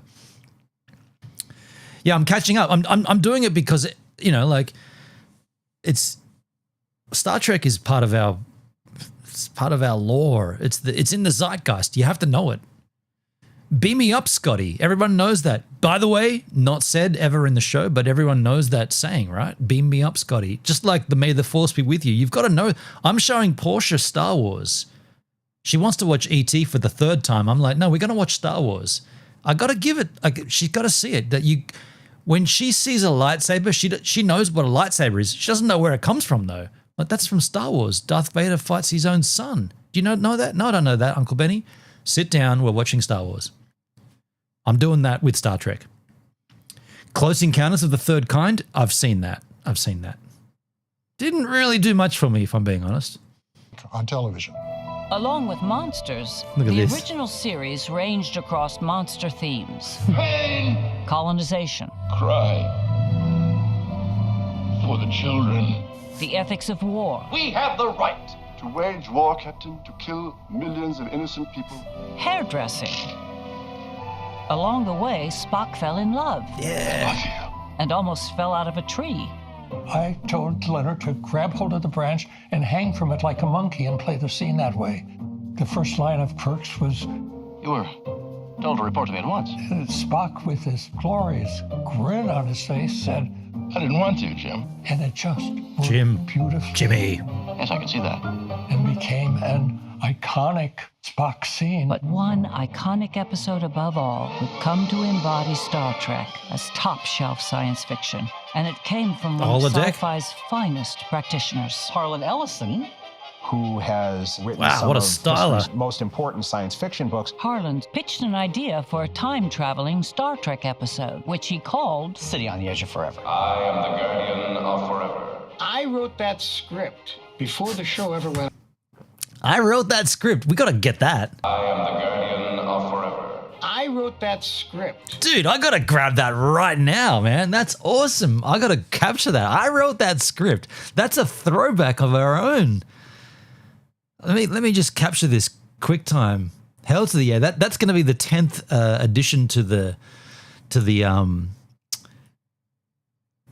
Oh, but this might not work because of my freaking audio garbage. What are we on? We're on Firefox. It might work. I'm not going to be able to. Oh no, here we go. I could get it.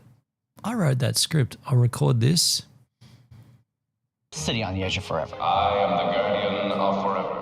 I wrote that script before the show ever went on the air. Okay. But Harlan's gritty. I captured it. Now I just get a screenshot. I wrote that script. I wrote that script. Can we get it before the lower third comes in? Yep. Not a great image. He looks like he's very startled, but that'll do for the screen grab. I wrote that script, folks. We're just capturing some audio here for later on usage. Before the show ever went on the air. But Harlan's gritty story Hey, Love was Shack. not what Gene Roddenberry How you doing, Love Shack? thought Star Trek should be. Harlan's original Wait, version Jackie? Wait, wasn't Love Shack Zara? No, I'm mixing them up. You guys came in at the same time. But I remember Zara because my brother's got a kid called Zara. But that's not Love Shack. Jackie is Love Shack. Love Shack is Jackie. Zara is the other one. The other one, I can't City remember. on the Edge of Forever involved a drug dealer. Paranormal White Noise. Bingo, He bingo. was trying to escape. And escapes through a portal to the planet Earth. And I wrote what I thought was a dynamite script. Which, by the way, everybody said was a great science fiction. I'm taking a slash. It just wasn't a Star I'm listening. Trek. So Roddenberry ordered rewrites. It needed to be hammered into that formula, that box. Just like his time-traveling script. Harlan was on a different timeline, too. It was hard to get Harlan to discipline himself to turn out pages at the rate that you need it. So Gene Kuhn made a bold executive decision. Producer Gene Kuhn locked him in a room. So he couldn't get out. A defiant Ellison began to blast music, as he was known to do while he wrote. And at one point, the record started skipping. They got suspicious. So they opened the door, only to find... Then the window was open, and Harlan had gone out the window. And he was on the set taking pictures with Shatner and Nimoy. The City on the Edge of Forever took forever. But Harlan's long overdue script was considered brilliant. It's a brilliant script. In more ways than one. It's brilliantly overwritten. His script would have cost as much as a major motion picture. Science fiction writers very often are people who have wonderful imaginations and wonderful ideas which cannot be expressed in other forms. Gene Roddenberry finally had the kind of serious science fiction script he always wanted to make. And it was completely unshootable. Dudes, I've got to go and grab myself a beverage. We've got another 20 or so minutes of this, so I don't want to sit here on a Saturday afternoon. Actually, after this, I got to wrap it up because we're going out for dinner. But I want to go and get myself something else to drink, just so we can sit here. But I'm going to give you a little surfing clip here. Enjoy it. I'll be right back with a beverage, and we'll continue on. Crack the Jack. I'm not cracking that Jack, but I do have this Jack. I'll probably drink from that. This is the one that we opened 10 weeks ago. I still haven't finished it. So that's for everyone that thinks I've got a drinking problem. That's the amount of Jack that's left. And we opened that because literally that's opening tomorrow. That's been 10 weeks. Why am I justifying it? Because I feel like I need to. I don't need to. I'll see you soon.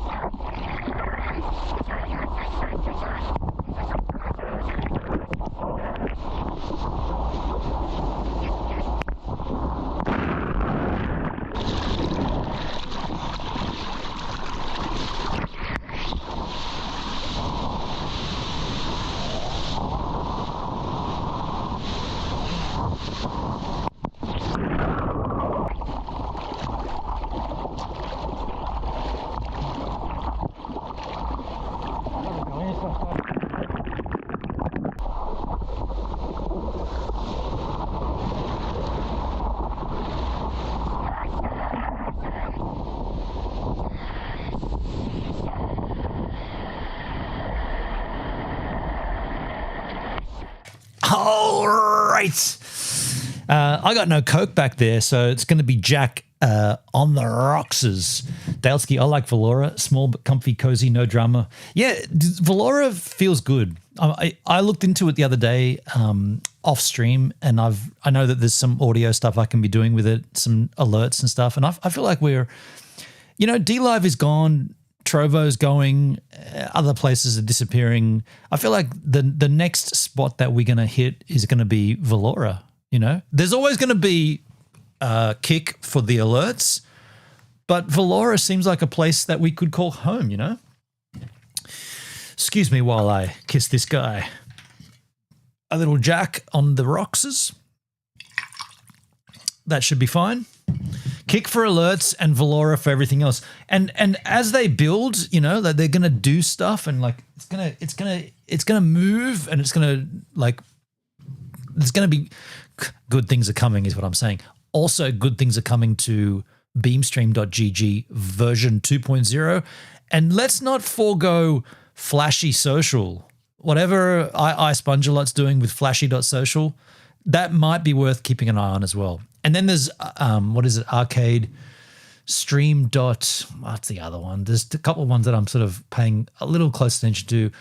Arena.social and Blaze.stream. But these are all, just see how it goes. Take your time. Let's move on.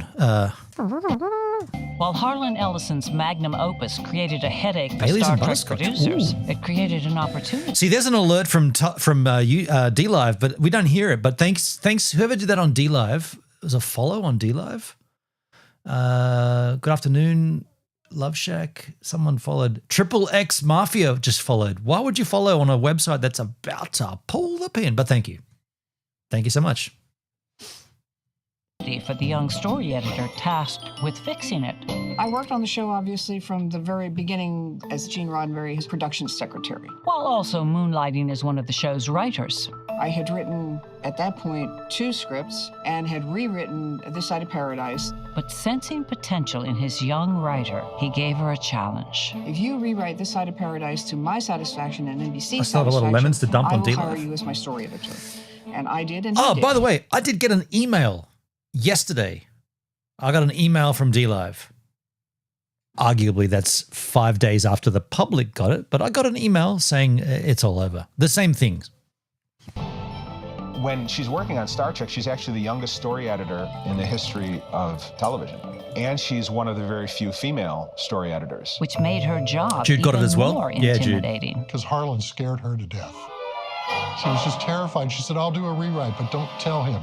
She didn't tell him for like 3 decades that she had done the rewrite on it. She let him blame Gene.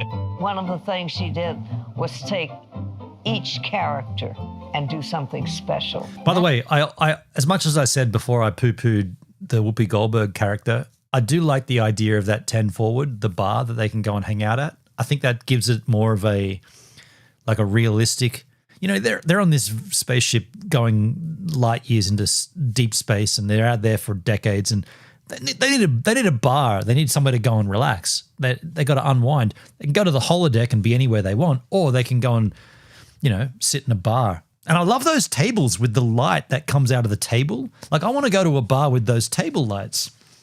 That included doing a special on the character of Bones. Never risk a few drops of cortisone. Dorothy Fontana came up with the part about McCoy accidentally injects himself and goes deranged. Which is how DC feared Harlan would react when he found out that they changed the script. No, he couldn't be mad at her.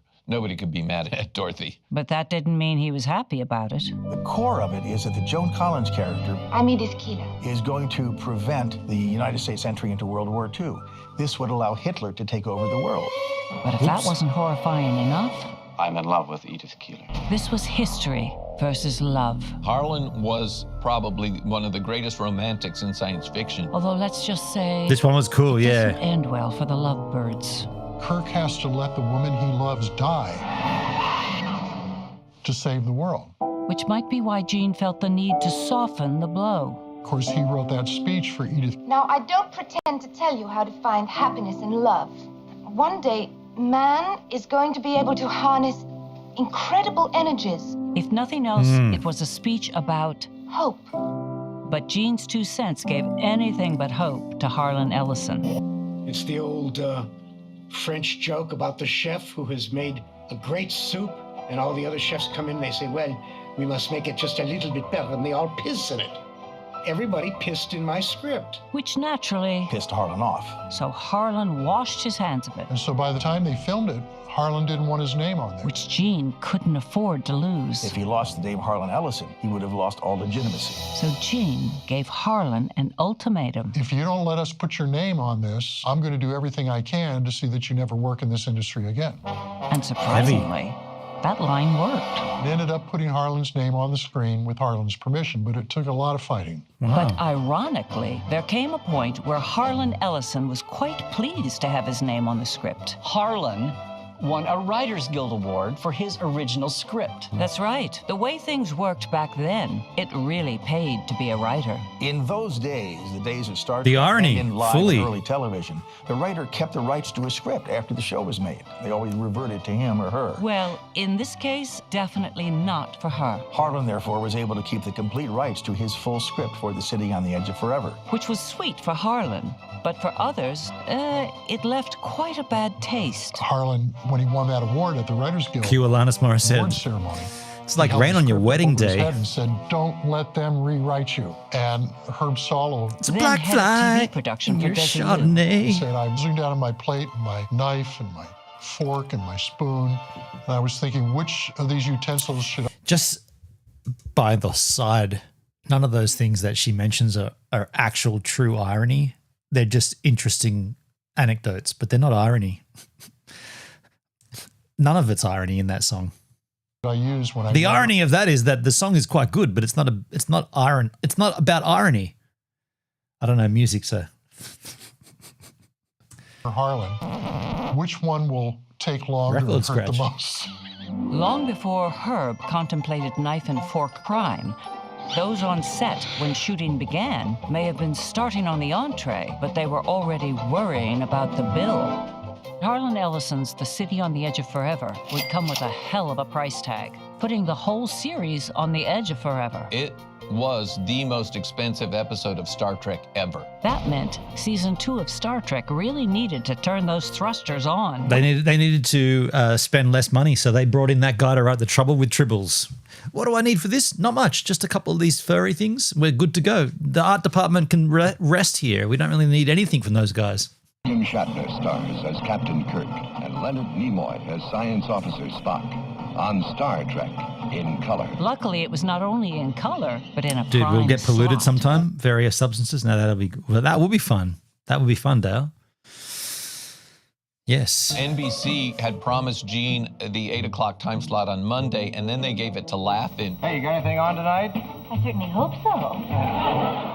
Hilarious. Because Laugh-In had gotten such strong ratings, they didn't want to lose the time slot. And so a comedy sketch show sent Star Trek to a distant galaxy. 10 o'clock on Friday nights. That was a bad 10 time p.m.? for Star Trek. Gene knew nobody stays home and watches television on Friday night. That's movie night. That's date night. But it was still their top-rated show of the night. Partly Wow. because Gene Roddenberry's characters had Wait. They glazed over that. So they pushed it back to 10 p.m. on a Friday night, and it still was the most rated show?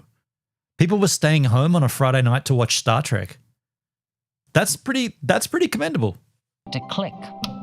You have something very magic with Kirk, Spock, and McCoy. Kirk is the decider. He's the action. But over here, you have the logic, the rationality, and over here, you have the emotions. And although the cast was shaping up nicely, NBC wanted to add one more piece. Navigator. We should be there in seconds. Here come the characters? Network Okay. wanted a young character to appeal to the younger audience. You know this man, Captain? So they brought in Walter Koenig, apparently due to his passing resemblance to a monkey. Can I just say, the opinion of someone I've been listening to recently, not me, this guy isn't very convincing with his Russian accent. Yeah. Or more precisely, Davy Jones of the Monkees. The Monkees was the only show that was getting more fan mail than Star Trek at that point. With one clever difference. This is vodka. Thanks to a classic Roddenberry twist. Let's make him a Russian. Just like Russia. And this was Yeah. huge. for 1967. It was the Cold War going on. The Garden of Eden was just outside Moscow. A very nice place. Right now, Gene's thinking is that Star Trek, you mixed all races, you erased all borders. All nationalities could get together. We could all work together and bring that sense of humanity. Is that Chekhov? Is that what Chekhov? I guess he aged pretty horribly. That's him there. Yeah, it is, isn't it? Wow. What Star Trek was about. And so Walter Koenig became an unwitting ambassador for peace. He was a parody of Russian? First episode of season 2. I do not understand.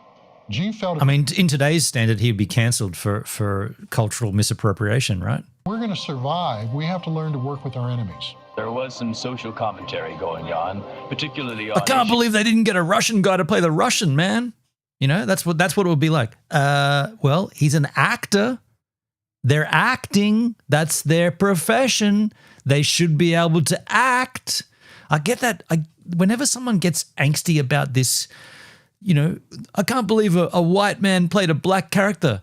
Well, that's the whole concept of acting. They're not doing what they normally do. They're trying to convince you that there's someone else that is acting. But everybody gets so anxious about it. And so, well, we got to give equal opportunities. And if you're going to have a lesbian character in a movie, you better give it to a lesbian actress. Why? Why would that need to go to a lesbian actress? That should go to the person who can act the best, because that's what they're doing. They're acting. None of us believe that the person in the film is the person in real life. That's the character. Like, it's weird, isn't it? The world's gone mental. Like they want to, they give out awards for actors, and then they also say you can't give that role to an actor. You got to give that role to a black person or a lesbian girl. What the fuck, man? They give it to the actor. That were current at that time, the mid to late 60s. But having said that, Chekhov, not very convincing. Situation, cultural misappropriation is but Gene's bullshit. appetite 100%. for the big issues was causing big issues with NBC. Let's put it this way. The network did not love Roddenberry. He was difficult to deal with. He had no concept in his mind of why it shouldn't be the way he saw it. If there is a truism in television, it is that no successful show ever gave a network exactly what it wanted. In fact, Roddenberry was giving NBC exactly what it didn't want. Private Little War is all about the hopelessness of Vietnam. If this planet is to develop in the way it should, we must equalize both sides again. Jim, that means you're condemning this whole planet to a war that may never end. It could go on for year after year, massacre after massacre. All right, Doctor. Obviously about Vietnam. We were the only show that ever talked against Vietnam. The NBC didn't like it. But a much bigger fight was in the cards. There was some concern that the show might not be renewed. Fans were aghast. None more so than B. Joe Trimble and John Trimble. And they had a question for the creator of their favorite TV show. Is there something we can do? Perhaps we could organize a letter campaign. Gene saw the stories were often brilliant. To marshal his troops against NBC. He was girding for a fight, and he wanted to have as much public support behind him and the show as possible. And so the letters started coming in, and then this thing ballooned. With Star Trek seemingly on life support, thousands of fans picketed NBC demanding they not pull the plug. We got 1 million letters. 1 million letters was one thing, but with production costs approaching a similar number, fan fury wasn't enough. It was much more expensive than the average show. They were trying to shoot half a science fiction movie every week. The financial pain was unbearable for Desilu. They were now making the 2 most expensive shows on TV. It was actually a tie between Star Trek and Mission Impossible. Star Trek and Mission Impossible were so costly to produce that they couldn't make up the money that it was costing to produce them. Wow. With Star Trek now one of the most expensive shows on the air, here comes syndication. Desilu had a mountain to climb with every episode. Lucy's big gamble, Lucy's big risk did break the studio. It did break Desilu. But here to help was a studio that knew a thing or two about mountains. Paramount didn't have a real presence in the television industries. But they really wanted to. Because now that old wall between movie and TV has come down, and all the big movie studios are getting into content creation. So Paramount decided to shop around for a studio. And they didn't have to look far. Right next door, here is Desilu. physically next door. And Desilu was ripe for the picking. Paramount makes them a plum offer. Even though it was a sweet offer, Lucille Ball was reluctant to take it. Wait. So Paramount bought Desilu's studios and therefore acquired all the shows that they were producing. She was supposed to sign the contract. She ran away. Huh? And they found her in Miami Beach. That's how torn she was, because this was the studio that she and her husband built, and it's all she had left of her marriage. But ultimately, this was an offer she couldn't refuse. Tears in her eyes, she signed the contracts, and she flew back and cut the ribbon, merging the two studios. But no sooner had Lucy cut the ribbon than Paramount began cutting something else. And then the first thing Paramount did was cut the budgets. They slashed everything across the board. On top of increasing budget constraints, Gene Roddenberry found himself falling out of love with his own show. What is it? Oh my God. What is it? Why, lovely lady, it's a tribble. There was trouble, and it had something to So do dumb. with tribbles. Roddenberry had been away for a few weeks, and he came back, and he heard laughter coming from stage 9, which is the Enterprise stage. Now, why would people be laughing during a serious thing like a Star Trek taping? He went in there, and again, a big burst of laughter. The scene where Kirk gets the cargo bay and all the tribbles bury him up to his neck. Crew couldn't help it. The take was so funny, and Shatner was so funny. But to Gene, this was no laughing matter. Gene never wanted Star Trek to become silly. This is my chicken sandwich and coffee. Fascinating. He didn't want it to feel like Roddenberry they agrees were with you? acting camp. This project is ruined. But not everyone saw it that way. It was pretty out of left field, this episode. I don't know. It seemed like this is a song on an album, like they call that a filler track. It's a nothing song. This episode to me was a nothing episode, and the trouble is they did it. The trouble with this episode, they did it over and over again. They kept bringing them back. It's like we've already had that. We don't need it again. It was lame the first time, and it's still lame. Just ask the writer. I thought it was pretty good. I set out to write the very best Star Trek I knew how to do. And the episode did connect with a broader audience. Trouble with Tribbles is a very different episode, very carefully contrived. Instead of saving the galaxy this week, Kirk's problems are the minutiae of everyday life, which is how most of us live life. Now, excuse me? I have a ship to tend to. Au revoir. Star Trek was exploring new directions, and Gene wasn't happy to find his writers dancing to a different tune. And Roddenberry said, I can't let Star Trek become like Lost in Space. Right. Moisture, I need moisture! So he called in his showrunner to course correct, but Gene Coons wasn't exactly receptive. Gene Coons said, if I can't run the show, I'm walking. However, Gene wasn't going to let one of Star Trek's most creative voices just walk out the door. The original series wouldn't have been what it was without Gene Coon. Everything from Klingons Ridiculous. to General Order Number 1. The Prime Directive is in full force, Captain. Take it a No slash. identification of self-omission. No interference with the social development of said planet. Gene knew that Star Trek was on thin ice with the network, so he struck a deal with his other Gene. So Roddenberry said, I'll let you out of your contract. But if we get renewed for a third season, you have to come back and write 4 episodes. And Gene Coon agreed to that. Given the problems with NBC and Gene Coon's departure, many of the writers weren't optimistic about keeping their jobs. We believe Star Trek was in trouble. That was until NBC announced. Star Trek is coming back next year. And no one was happier than the fans who had written in to save the show. Really, the point of that announcement was to get people to stop writing letters. You know what? More letters came in saying thank you. Having survived the kiss of death from the network, Gene pulled out all the stops for season 3 with a kiss of his own. I'm so very frightened. This is the first interracial kiss on television. That's the way they want you to feel. And everybody was nervous about it. That included the Wait. studio heads in. That's the first interracial kiss on television? Is that right? The first interracial kiss on television.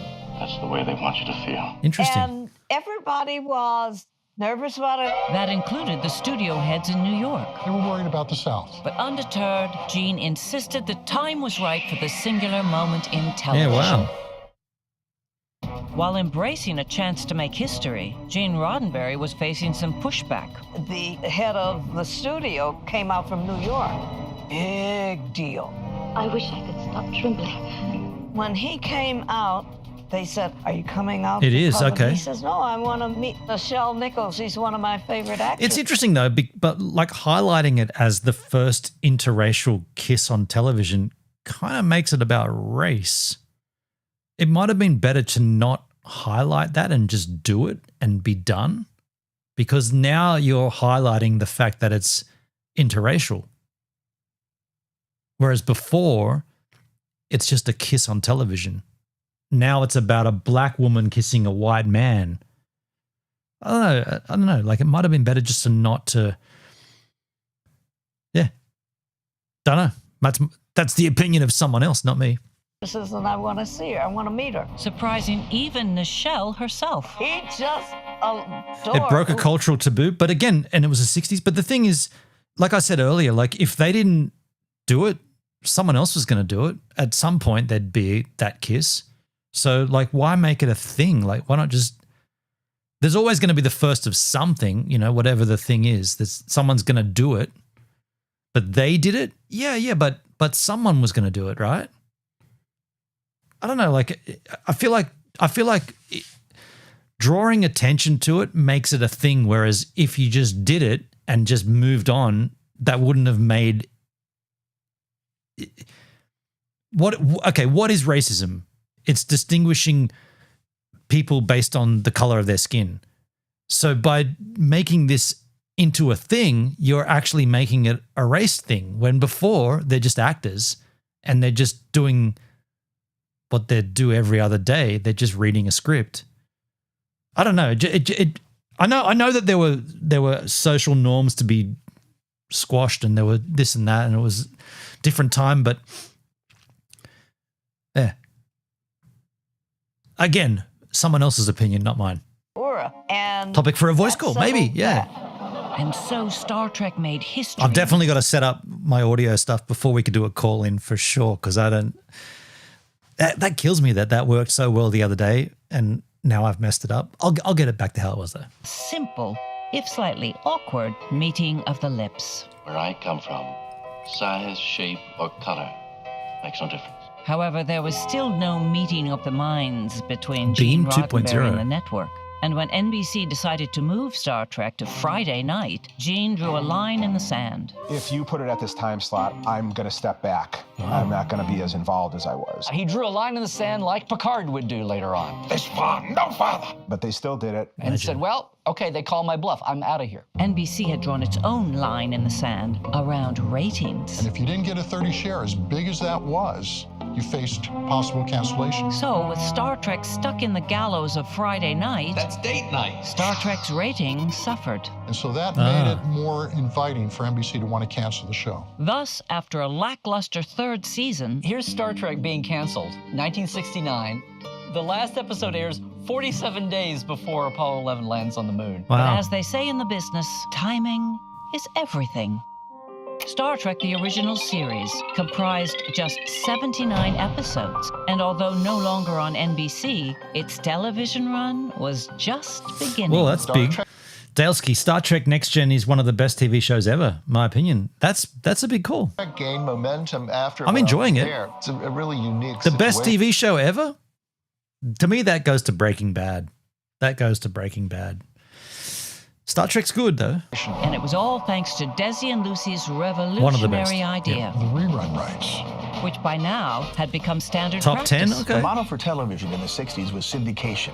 And that is, once your program had come off of the first run network, it would then go into syndication to be sold to local stations. Freed from the clutches of NBC, Star Trek went forth to seek out new civilizations of viewers. It was immediately picked up by about 50 stations across America. A few years later, it was on 100. A couple years later, it's on 150, then up to 200 by the end of the 1970s. So hang on. So syndication means that the original broadcast. Wait, what does that mean? So originally it gets produced at Paramount Studios and then they broadcast it. They never do a rerun. They sell it to other broadcasting networks and they can run it whenever they want. And that is syndication. And they don't do it in series. They just pick out random episodes willy-nilly. They explain it right now. I've never watched Breaking Bad. Dude, holy moly. Dude, I would love to sit down with someone who's never seen that show and just enjoy it with them because it's phenomenal. It's a great show. Check it out. A couple years later, it's on 150, then up to 200 by the end of the 1970s. But as program manager, Lucy Salhaney wouldn't just play it once a week. We ran it Monday through Friday, and sometimes Monday through Friday and Saturday. It was as if it was on all the time. Wow. We kept running it and rerunning it. This shocked everyone.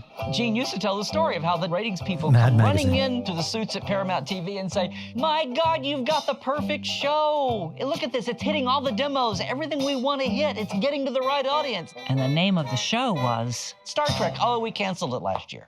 As the number of stations that carried Star Trek grew, so did Paramount's profits. Paramount was going, "Oh my God, we've got this moneymaker here." So much so that secondhand Star Trek was proving more valuable than brand new TV shows. The ratings are actually better, and it continued to grow. And people are watching this show now for the wanna third, explain why I fourth, didn't watch fifth, it? sixth, Okay. seventh time. Redefining Or how Dexter. television Dexter was a good worked show too. for everyone. That if somebody loves a show, they're just going to keep watching this thing. But it wasn't just old fans who flocked to Star Trek. Star Trek captures a whole new audience. Even when they were up to their 5th and 6th reruns, Star Trek was pulling in ratings of 375,000 people, beating first-run network television shows. Wow. Star Trek became one of the first entertainment properties to transform from a show to a show of force. The very first Star Trek convention in New York, 3,000 show up. It's on the front pages of Variety. It's in TV Guide. It's in the New York papers. It makes the term Trekkie a household word. And its stars began a legacy that Nice. would define their careers and their lives. When I look at all the fans and the people that I I only ever talk saw to Star Trek in and signing reruns. autographs, Interesting. It's just amazing to me. Me too. What an impact Big it's time made reruns. on so many people. I'm just so proud of that. I can't tell you. This sounds funny for saying this, but it's never been canceled. We were just off longer than we wanted to be. Star Trek's popularity stems from Roddenberry's revolutionary take on a genre, leading to an epic franchise that's showing no signs of slowing down. But without the bravery and determination of Lucille Ball, who defied Wow, Hollywood that's an and interesting image. expectations, well, Star Trek probably Hey, wouldn't ChatGPT. exist at all. So she's the hero behind Star Trek. She deserves that credit. Lucy took a risk on 2 TV pilots, Mission Impossible and Star Trek, that wind up Thanks for being streaming. the Yeah, two man, huge that's cool, dude. franchises in Paramount's back I'm pocket. down. That in some years were the 2 franchises, especially Star Trek, that kept the whole damn studio afloat. But back in 1969, the studio was in a bit of a quandary. Having killed its golden goose, Paramount was left wondering how it could be resurrected. What do you do with that? Do you pull all those actors back? I mean, what You would watch that Star take? Trek, do we Jude? do a movie? Do we do a TV movie? Do we launch a season with a TV movie? The answer to that was destined to be drawn out. Very interesting. Now cue the music that's not quite the theme song, but make it sound like it is. Yeah, interesting. That was pretty good. That was pretty good. I'm deep in the Star Trek lore. I'm season 5 of the Next Gen, and my goal is to actually watch all of it, like and including up to today's stuff. I've been warned. I've been told it's not that great.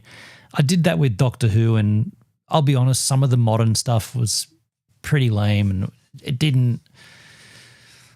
it soiled the memory of the show. But I'm gonna do it because I don't know. I'm just pedantic like that. I'll go through it all, and then when it's done, I'll be done, and I'll move on to something else. But I am enjoying filling in the blanks from this era of television that I, for some reason, neglected when it was happening.